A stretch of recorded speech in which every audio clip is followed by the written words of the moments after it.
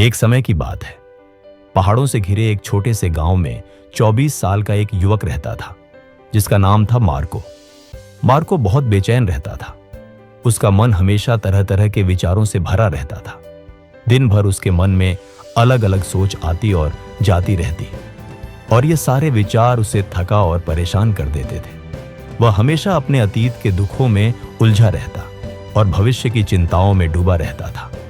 इन विचारों की वजह से उसका मन एक तूफान जैसा बन गया था। वह न तो चैन से रह पाता था, न अच्छी नींद ले पाता था, और यहां तक कि मुस्कुराना भी भूल गया था। एक दिन मार्को ने सुना कि पहाड़ों में एक दूर बसे गांव में एक बूढ़ा समझदार व्यक्ति रहता है।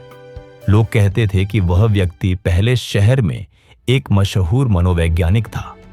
उसने अपनी जिंदगी में बहुत से लोगों की मदद की थी। उन्हें सिखाया था कि मन में शांति कैसे पाई जा सकती है। अब वह बूढ़ा हो चुका था और शहर की भागदौड़ छोड़कर प्रकृति के बीच एक शांत गांव में रहने लगा था। कभी कभी वह आने वाले लोगों को सलाह भी देता था। मार्को को यह सुनकर आशा जगी। उसने सोचा, शायद यह ज्ञानी व्यक्ति मुझे भी शांति पाने का रास्ता दिखा सके। कई दिनों की लंबी और थकाने वाली यात्रा के बाद वह उस पहाड़ी गांव में पहुंचा। वहां उसने एक छोटा सा घर देखा जो हरियाली से ढका हुआ था। घर के बरामदे में वह बूढ़ा व्यक्ति आंखें बंद की शांत बैठा था। उसके चेहरे पर गहरी शांति झलक रही थी। मार्को धीरे से आगे बढ़ा और बोला, दादाजी, मेरा मन बहुत बेचैन है। मैं सोचते सोचते थक गया हूं। मुझे अपने दिल में शांति चाहिए। क्या आप मेरी मदद कर सकते हैं? बूढ़े व्यक्ति ने धीरे से आंखें खोली और शांत मुस्कान दी। वह बोला, तो तुम शांति ढूंढ रहे हो? चलो मेरे साथ, मैं तुम्हें एक छोटा सा काम देता हूं। वह मार्को को अपने आंगन में ले गया। फिर उसने एक गिलास पानी से पूरी तरह भर दिया, इतना कि जरा सी हलचल से पानी छलक जाए।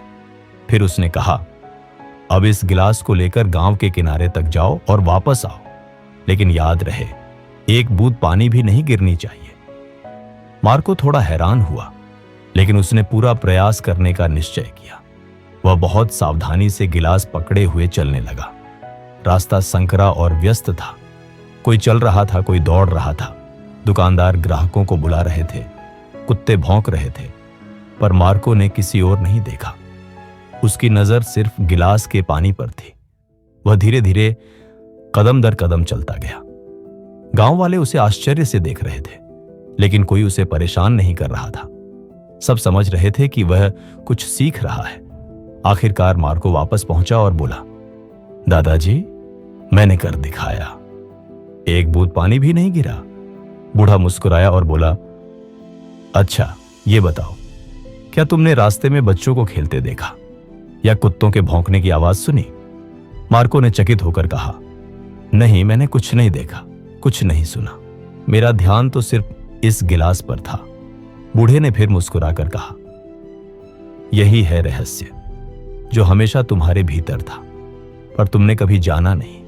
जब तुम्हारा मन वर्तमान क्षण में रहता है तो उसमें न डर की जगह होती है, न भ्रम की, और न ही बेकार विचारों की। तुम्हारा मन उस वक्त बिल्कुल शांत था, क्योंकि तुम न अतीत में थे न भविष्य में, बस इस पल में।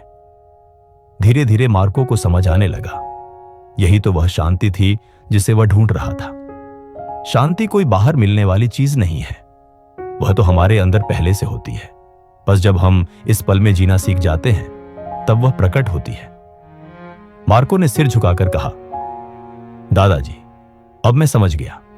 अगर मुझे अपने मन को शांत करना है तो मुझे इसे वर्तमान क्षण में रखना होगा, तभी सच्ची शांति आती है। बूढ़े ने मुस्कुराते हुए कहा, सही कहा। सूरज ढल रहा था। आखिरी किरणें जमीन को छू रही थी और पक्षी अपने घोंसलों की ओर लौट रहे थे। मार्को भी अपने घर की ओर चल पड़ा, पर अब वह पहले जैसा बेचैन युवक नहीं था। वह बदल चुका था, क्योंकि अब उसे पता चल गया था कि मन को शांत कैसे किया जाता है।